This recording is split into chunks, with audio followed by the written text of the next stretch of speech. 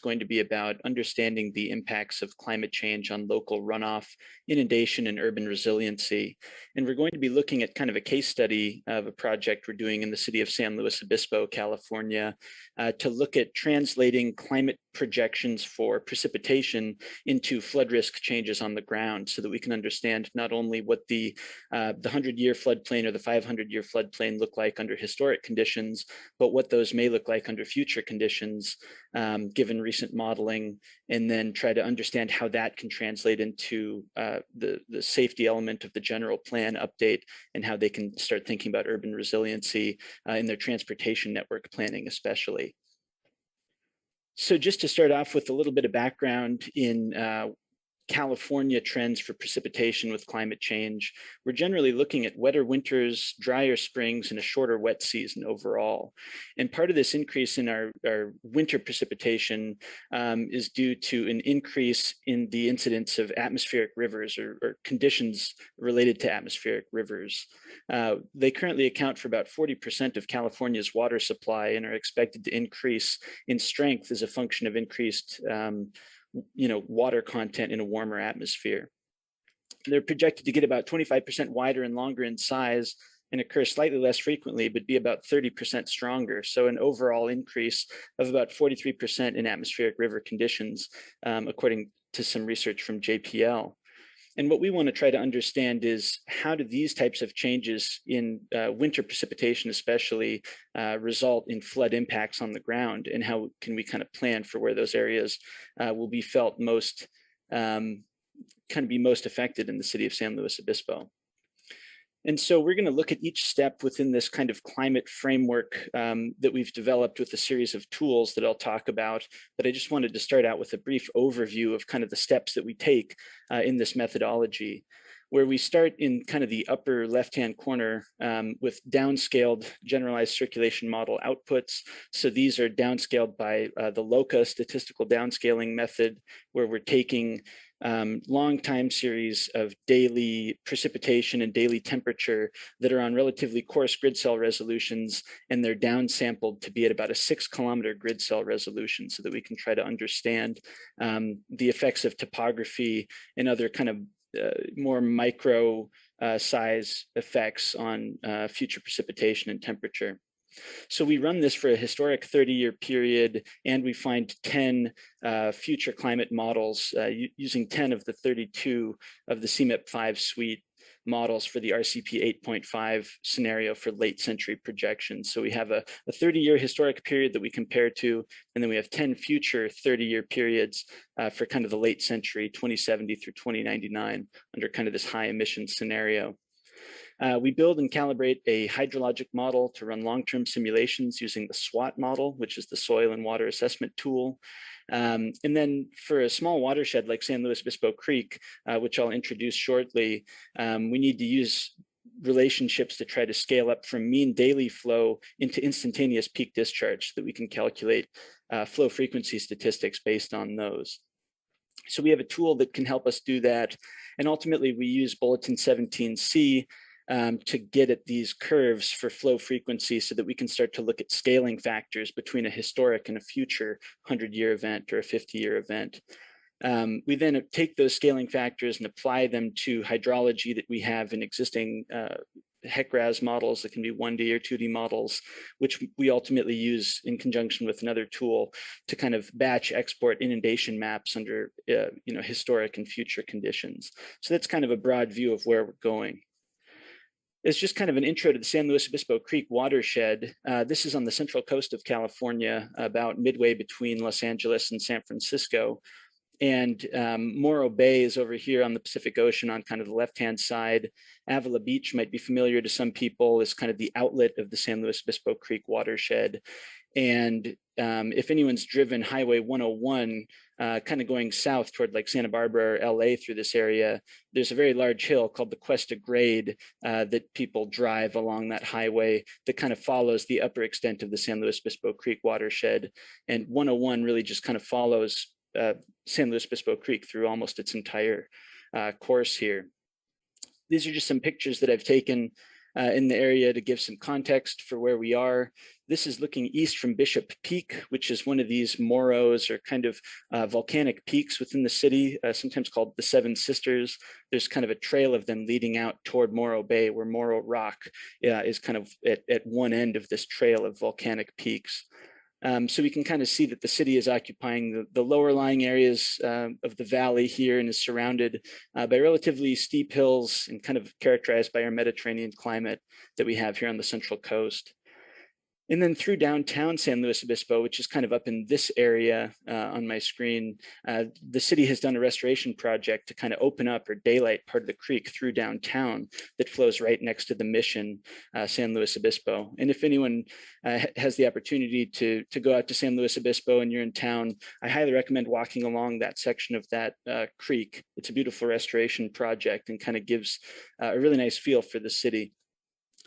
But ultimately, what we did first is we develop our Swat hydrologic model so that we can run long-term simulations of 30-year periods for both historical conditions and for the 10 future climate model conditions.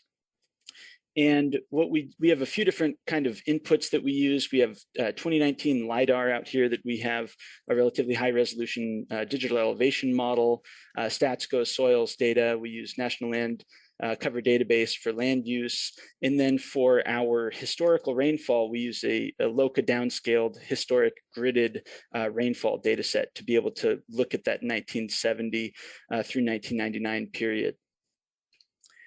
We go through a calibration to calibrate and validate the SWAT model using a software called SWAT Cup, which allows us to vary parameters within their accepted ranges over many simulations to try to maximize our Nash Sutcliffe efficiency and get kind of somewhat of an automated calibration process for this model.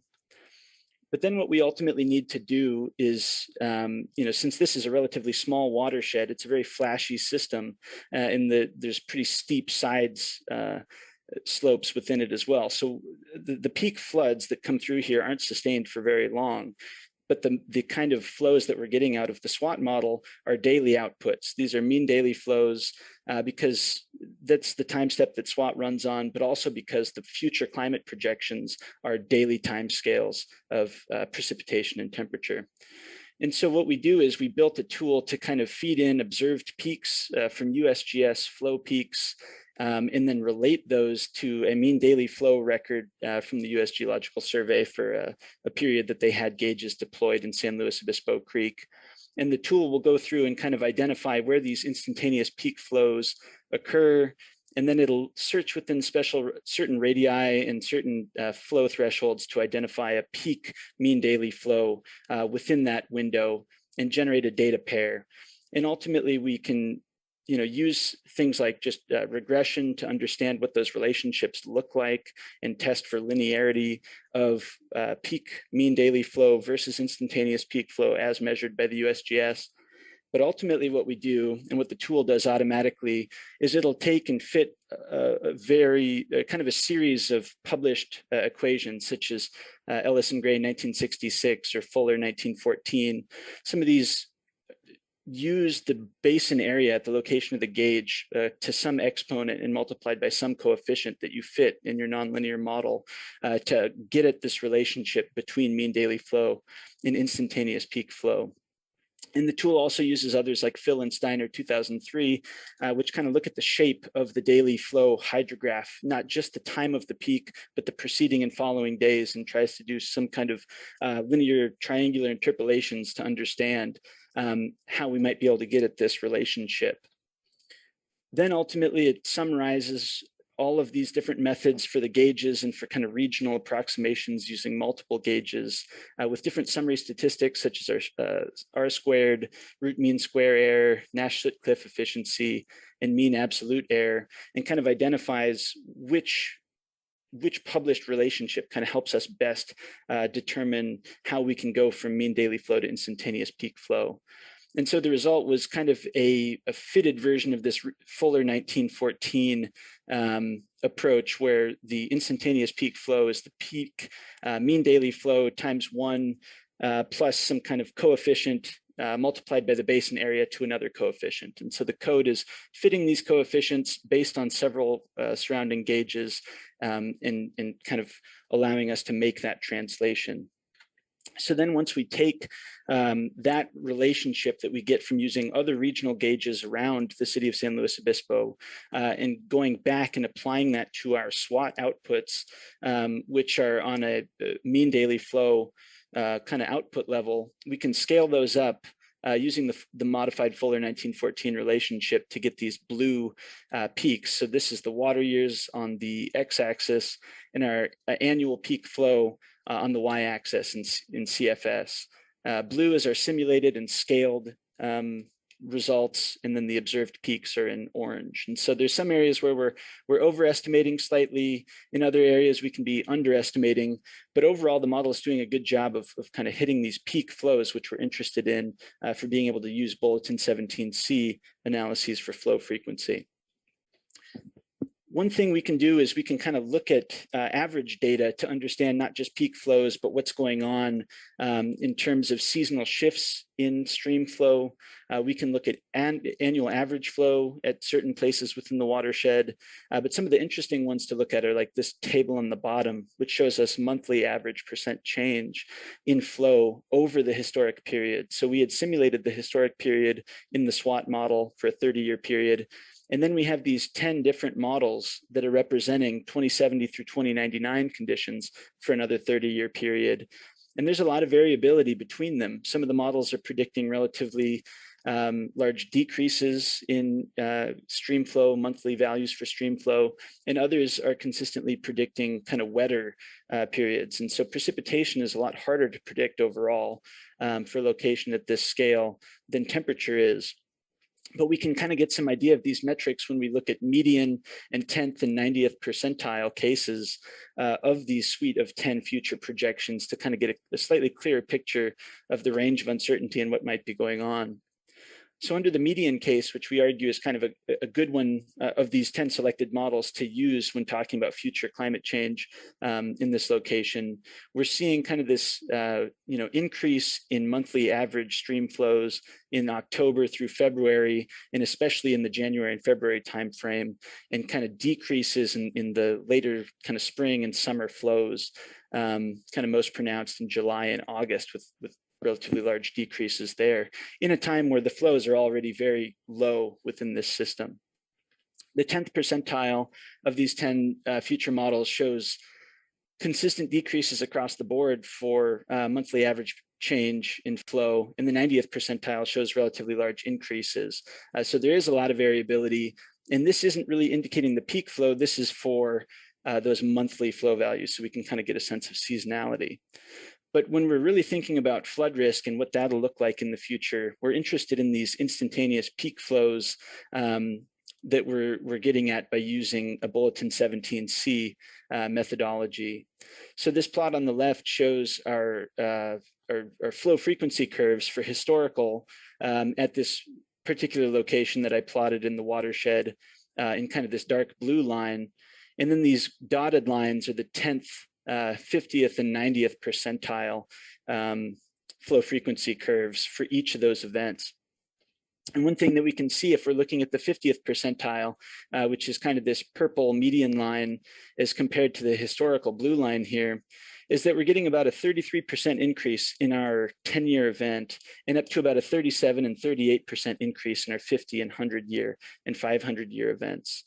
If we're looking at our 10th percentile, which is our kind of drier scenario of the 10, we're looking at about a 3 to 4% increase. So even though we saw a decrease in monthly average flows under the 10th percentile, which is kind of the dry scenario, the peak flow is still increasing slightly. And then under the 90th percentile, which is a pretty kind of extreme case, we're seeing more than doubling of the 50 and 100-year flows. But we kind of take the 50th percentile with these 33 to 38% increases in these flow volumes or rates to be kind of indicative.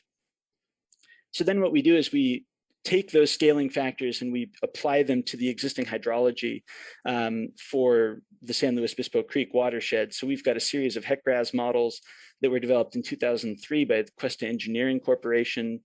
And then we can use these scaling factors to simulate both the historic event and these three various future events, the 10%, 50%, and 90th percentile for each of the 10-year, 50-year, 100-year, and 500-year events. And so for, this is just an image showing one of the HEC-RAS models for this. We're using 1D models. This is one of the tributaries to the main stem of San Luis Obispo Creek called East Fork, or East Branch San Luis Obispo Creek sometimes, kind of runs over by the airport. But ultimately what we need to do is kind of generate a tool that can help us rapidly generate inundation and depth maps associated with these, because we have historic conditions, and then we have 3 different future conditions for 4 flood events. And so we wanted to build a tool that could help kind of accurately project floodplain inundation maps in a way that's also automated, that requires kind of is limited of manual input as possible. So this tool starts out by using your HEC-RAS water surface elevations from your cross sections. You then delineate an interpolation boundary where you're kind of guiding the tool as to which cross sections it can use in any different in any given reach of each portion of the stream to try to generate points to then interpolate a water surface elevation from. So these breaks are delineated at points where the river is going around bends, or you have steep changes in water surface elevation as a result of going through bridges, for instance. Then the tool will generate points along each of the cross sections and the boundary, and it's able to pull water surface elevations to the cross sections just from the hydraulic model HEC-RAS results. And then it kind of populates the ones on the boundary using an inverse distance weighting kind of average approach of the nearest 5 points, which may be on 1 or more cross sections, so that we can ultimately use a Delaunay triangulation to build our water surface elevation raster. Which then, once we subtract our digital elevation model out, which is that 2019 LiDAR surface at about a 1 meter resolution, we can get our depth map. And then it'll also populate our inundation maps, which this is just showing inundation greater than 1/10 of a foot of depth for this particular event. This is the 100-year future median scenario event for this watershed, or for this reach of East Fork San Luis Obispo Creek. And we can also see areas that are kind of potentially inundated below the adjacent, or the land surface is below the adjacent water surface, but protected by some kind of high ground, like levees in this case along this portion of the reach. So then when we actually go into applying this for all of our runs for the full kind of extent of the 3 hydraulic models that are used to kind of break up this area into pieces, we can look at results like this, where this is zooming out a little bit, so we can still see East Fork San Luis Obispo Creek, but now we've got information on San Luis Obispo Creek here, and then Laguna Lake is a feature up in kind of the upper left corner, and Profumo Creek is connecting from Laguna Lake down to San Luis Obispo Creek. In kind of the lightest colors, we've got our existing 10-year event in this lightest blue. The future 10th percentile case is a very similar shade of blue because it's only a 3% increase. And at this scale, they're virtually the same extent. The median future case, that's our 50th percentile case, is in kind of this intermediate shade of blue, and our 90th percentile future case is in the darkest shade of blue. So we can kind of see for the 10-year event, and then stepping up into the 50-year event, the 100, and the 500, which doesn't include hydrology information from a prior study for East Fork. So we only have information over here. We can kind of start to get a sense of what these floodplains look like under historic conditions, and what a 33 to 36, 37% increase in flow associated with some of these higher events actually looks like on the ground.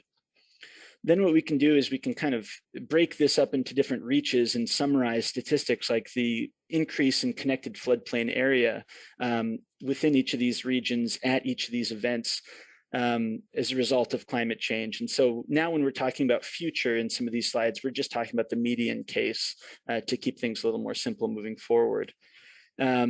We can also look at the statistics like average connected floodplain depth and see how those are changing throughout the system in a more quantitative way. And a couple of these regions stand out a bit. One of them is what we called Slough 3 on the map for San Luis Obispo Creek, Site 3. This is the confluence of Profumo Creek as it comes out of Laguna Lake in the main stem of San Luis Obispo Creek. And then we also have Slough 5, which is up in this area, which is where downtown is located. So looking at the 100-year depth maps now, historic conditions are on the left, future median conditions are on the right. We see a large increase in inundation around this area where Los Osos Valley Road is a huge arterial road that connects in and is an on-ramp and off-ramp for Highway 101 here. But historically, Profumo Creek had followed an alignment that's different than today. It had just kind of come across and down and tied into San Luis Obispo Creek further downstream and was realigned into a series of kind of 90-degree bends in its channel to make way for this highway construction. And so this area, you know, it's under existing conditions, a pretty prominent area of flood risk, and under future conditions, that pattern intensifies quite a bit. We can also see some areas that have been in agricultural production, some of the last places to be developed in the city until recently, are also kind of in this lower lying area at the confluence that are more affected by climate change than others. We also have the downtown area, which looking at the historic conditions on the left to future conditions on the right for the 100-year, we see a lot more flow moving down kind of the left bank of the creek. And that's a function of this undercity culvert where San Luis Obispo Creek disappears underneath downtown for several city blocks. And it's kind of in this covered constructed channel that's privately owned as the city was developed, and it's got kind of rafters and utility lines hanging down, kind of in a regular bed moving through here. And it only has about a 15-year flood capacity. And so once we're getting up to the 100-year, a lot of that flow is hitting the upstream end of this culvert and just spilling out and moving down the pretty adequately named Marsh Street corridor before it reconnects down into San Luis Obispo Creek. And so this work was all kind of part of this overall effort called Resilient Slow, which is aimed at updating the city of San Luis Obispo's general plan, the safety element of the general plan, to look at impacts of climate change on flood risk, wildfire risk, extreme heat, and other kind of vulnerabilities that the city has. And a lot of this work has been picked up by another partner on the team, which is Farron Piers, to look at kind of the transportation implications of this. So looking at changes in flooding and flood depth, how does that affect current emergency access routes and evacuation routes or the location of emergency shelters? What bridges are currently kind of undersized? Especially along Highway 101, where some of those bridges are becoming constrictions under future flows that may not be under existing conditions. So a lot of that work feeds into that transportation analysis. But I just wanted to acknowledge a couple of other project partners on this work. We've got the City of San Luis Obispo, the Local Government Commission, Ascent Environmental, Farron Piers, as I mentioned, and Cal Poly are kind of the broader project partners on this overall effort. So I think I went a couple minutes